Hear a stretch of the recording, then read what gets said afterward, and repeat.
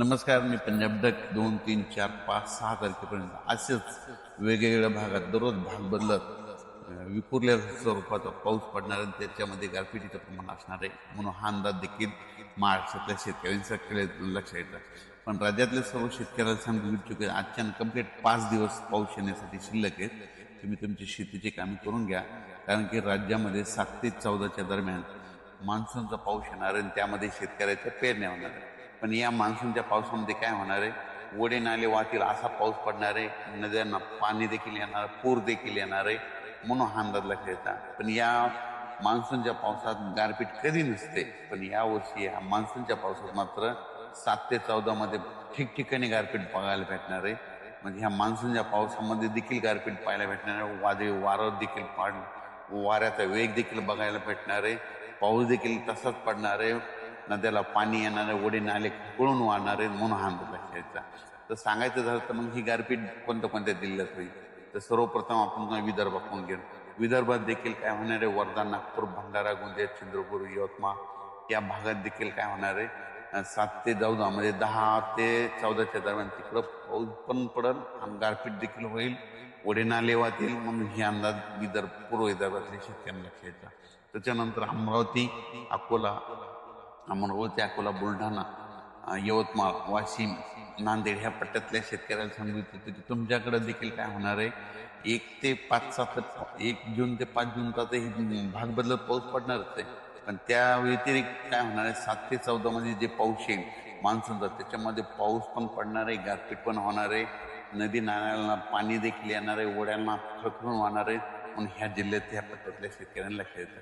त्याच्यानंतर मराठवाड्यातल्या शेतकऱ्याला सर्वप्रथम सांगत होतं, मराठवाड्यामध्ये झालं, नांदेड जिल्हा झालं, हिंगोली जिल्हा झालं, परभणी जिल्हा झालं, लातूर जिल्हा झालं, बीड जिल्हा झालं, जालना जिल्हा झालं, संभाजीनगर, त्यानंतर इकडे जळगाव ह्या पट्ट्यात देखील सांगू इच्छितो की तुमच्याकडे 1 जून ते 7 जूनच्या दरम्यान 6 जूनच्या दरम्यान दररोज वेगवेगळ्या भागात चांगला भाग बदलत पाऊस पडणार आहे 1 जून ते 6 जून.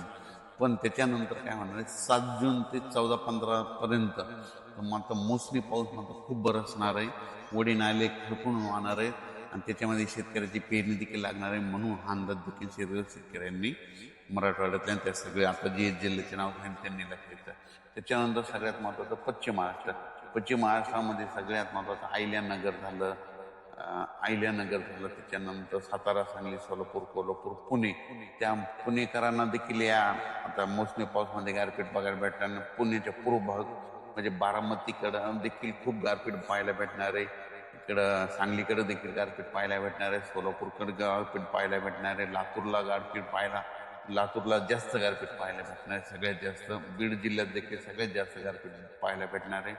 त्याच्यानंतर इकडं सातारा जिल्ह्यात ओढे नाले वाहणारा पाऊस पडणार आहे.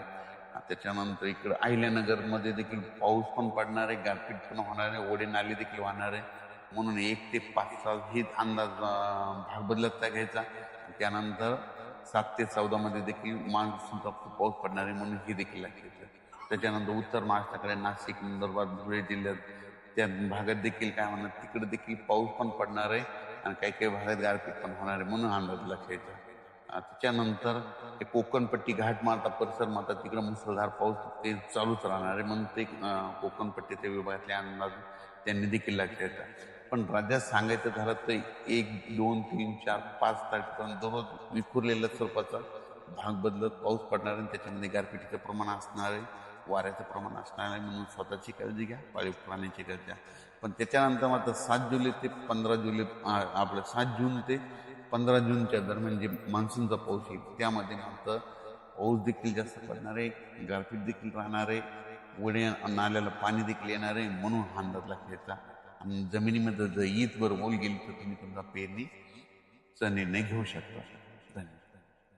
परत एकदा सांगतो की मान्सूनच्या पावसामध्ये कधीच गारपीट नसती, पण हे काय झालं, पृथ्वीचं तापमान वाढलं, ग्लोबल वॉर्मिंग, पृथ्वीचं तापमान वाढल्यामुळे हे अशा घटना घडायल्या म्हणून त्याच्यामुळे तापमान कमी करावं लागतं. त्याच्यामुळे सांगतो यावर्षी मोसमी पावसात देखील गारपीट पाहायला भेटणार आहे, तेलंगणात देखील खूप गारपीट पाहायला भेटणार आहे, कर्नाटकमध्ये देखील खूप गारपीट पाहायला भेटणार आहे.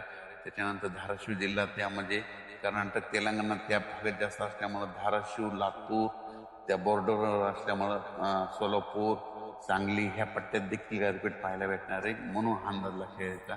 त्याच्यानंतर अहिल्यानगर भागामध्ये इतका पाऊस कधीच पडत नसतं, पण यावर्षी मोसमी पाऊस खूप बसणार, त्याच्यामध्ये गारपीट देखील होणार आहे. बीड जिल्ह्यात देखील इतका पाऊस कधीच पडत नसतंय, पण मोसमी पावसामध्ये सुद्धा ओढे नाले वाहून बीड जिल्ह्यात देखील गारपीट होणार आहे, म्हणून हा अंदाज सर्व शेतकऱ्यांनी लक्षात घ्या. हे जे पाऊस आहे आता म्हणजे 1 जून 7 ते 14 मध्ये त्याच्यामध्ये काही भागामध्ये अतिवृष्टी देखील होणार आहे, म्हणून हे देखील अंदाज सर्व शेतकऱ्यांना